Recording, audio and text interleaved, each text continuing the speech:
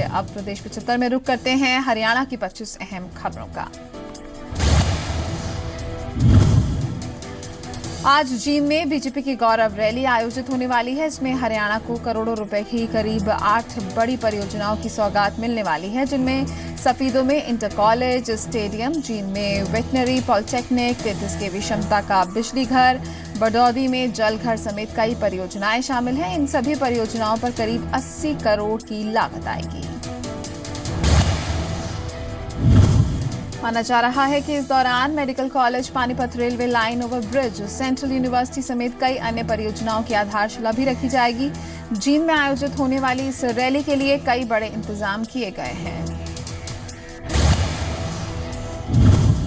BJP का दावा है कि ये रैली ऐतिहासिक होगी। बीजेपी की इस गौरव रैली में बीजेपी के राष्ट्रीय अध्यक्ष अमित शाह भी शिरकत करने वाले हैं। साथ ही प्रदेश के मुख्यमंत्री मनोहर लाल के साथ हरियाणा मंत्रिमंडल के तमाम मंत्रियों के भी मौजूद रहने की उम्मीद है। करनाल के असम में केंद्रीय मंत्री चौधरी बीरेंद्र सिंह ने कहा कि जींद की रैली विकास की रैली होगी और हरियाणा में ये गौरव रैली विकास की लहर लाएगी। इस रैली में हरियाणा के हर मुद्दे को उठाया जाएगा ताकि पिछड़े हुए हरियाणा को विकास की तरफ आगे बढ़ाया जा सके। गुड़गांव में राष्ट्रीय राजमार्ग को जाम फ्री बनाने की कवायद। आज 3 चौराहों के सुधार कार्यों की होगी शुरुआत। केंद्रीय सड़क परिवहन मंत्री नितिन गडकरी करेंगे शिलान्यास। मुख्यमंत्री मनोहर लाल भी होंगे मौजूद।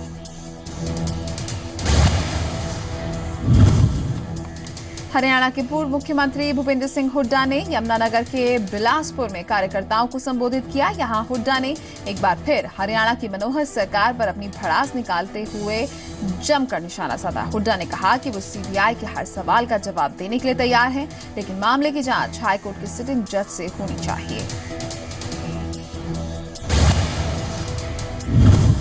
हरियाणा के कृषि मंत्री ओपी धनखड़ ने मेवात में मिले बीफ के सैंपल पॉजिटिव पाए जाने के सवाल पर कहा कि कानून अपना काम कर रहा है। जो भी दोषी पाया जाएगा उसके खिलाफ कानून के मुताबिक कार्रवाई होगी। हुड्डा पर निशाना साधते हुए ओपी धनखड़ ने कहा कि हुड्डा पहले छाती ठोक कर बोलते थे कि जांच करवा लो, तो फिर अब क्या हुआ। उन्होंने कहा कि हुड्डा को उल्टे सीधे बयान देने के बजाय जांच में सहयोग करना चाहिए। राज्यसभा सांसद डॉक्टर सुभाष चंद्रा ने 28 अगस्त को हिसार में हुए अपने भव्य सम्मान समारोह का आयोजन करने वाले कार्यकर्ताओं से मुलाकात की और उनका शुक्रिया अदा किया। साथ ही उन्होंने हिसार में तेजी से विकास कार्य करवाने का वादा किया।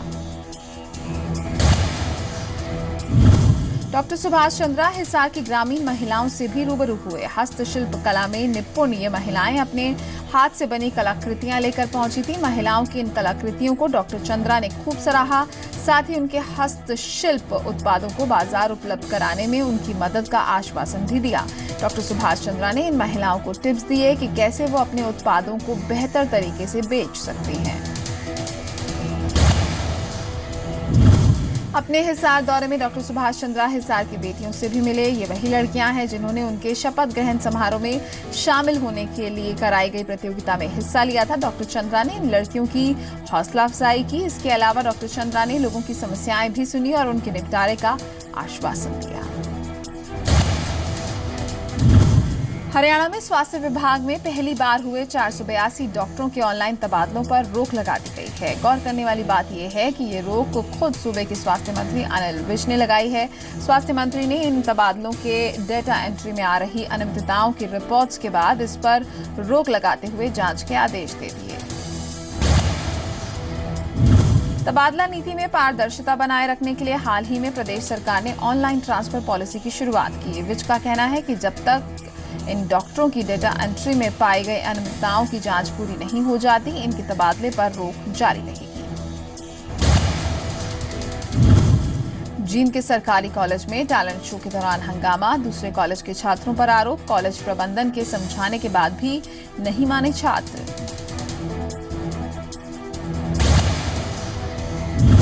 फतेहाबाद जिले का एक गांव कैंसर जैसी जानलेवा बीमारी से लड़ रहा है। यहां पर लोग बड़ी तादाद में कैंसर का शिकार हो रहे हैं।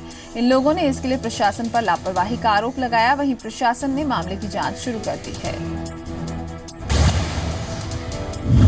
रात के समय सड़कों पर आवारा पशुओं के कारण होने वाले हादसों के बचाव के लिए डेरा सच्चा सौदा के green S welfare force wing के सेवादारों ने आवारा पशुओं के गले में रिफ्लेक्टर लगाने की मुहिम शुरू की है। इस मुहिम में green S welfare force wing के 30 सेवादारों की टीम जुटी है।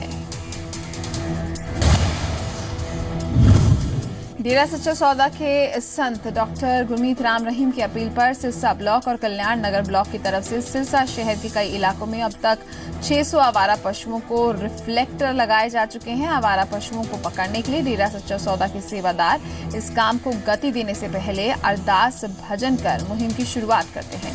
पशुओं के लिए इस टीम के पास चारा, दवाई की किट, गुड़, रस्से, सींगों के रिफ्लेक्टर, गले के पट्टे समेत तमाम जरूरी सामान होते हैं। ट्रेन में घटिया खाना देने के आरोप में केटरर के खिलाफ रेलवे की कार्रवाई। दिल्ली से चंडीगढ़ के बीच चलने वाली शताब्दी एक्सप्रेस में घटिया खाना परोसने की शिकायत, केटरर पर लगाया 1 लाख का जुर्माना।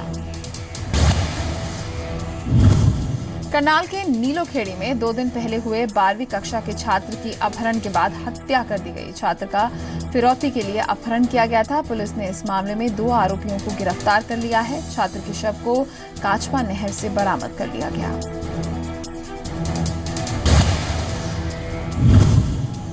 हरियाणा के गुरुग्राम में बादशाहपुर थाने पर भीड़ ने किया पथराव, कई पुलिस वाले हुए जख्मी। पुलिस ने 6 आरोपियों को किया गिरफ्तार। चंडीगढ़ के बीजेपी अध्यक्ष संजय टंडन और उनकी पत्नी की किताब सनरेज फॉर फ्राइडे का केंद्रीय मंत्री जेपी नड्डा और हरियाणा के मुख्यमंत्री मनोहर लाल खट्टर ने किया विमोचन। इस मौके पर रक्तदान और नेत्रदान का कैंप भी लगाया गया। संजय टंडन की अगली किताब के लिए मुख्यमंत्री मनोहर लाल ने अपनी तरफ से 2 कहानियां भी पब्लिश करने का प्रस्ताव दिया। मोबाइल टावर के लिए सरकार लॉन्च करेगी तरंग संचार पोर्टल। पोर्टल की मदद से उपभोक्ताओं को पता लग सकेगा कि उनके आसपास लगा मोबाइल टावर कितना सुरक्षित है। मॉडल निकाहनामे में महिलाओं को भी 3 तलाक का हक। ट्रिपल तलाक पर जारी बहस के बीच शिया पर्सनल लॉ बोर्ड ने नया निकाहनामा पेश किया है। भूकंप के झटकों से हिला दिल्ली एनसीआर। रिक्टर पैमाने पर तीव्रता 4.1। हरियाणा में झज्जर के पास जमीन के 10 किलोमीटर नीचे भूकंप का केंद्र। 66% तक बढ़ सकता है दिल्ली मेट्रो का किराया। न्यूनतम किराया 8 से 10 और अधिकतम किराया 30 से 50 रुपए करने की सिफारिश।